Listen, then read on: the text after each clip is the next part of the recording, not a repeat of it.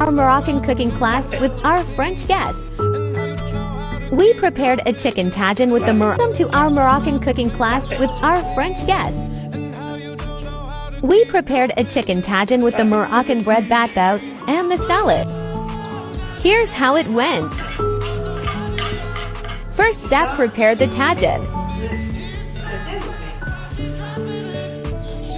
Now it's time for the bread.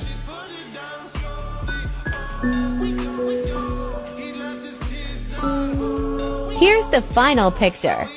Welcome to our Moroccan cooking class with our French guests. We prepared a chicken tagine with the Moroccan bread batout and the salad.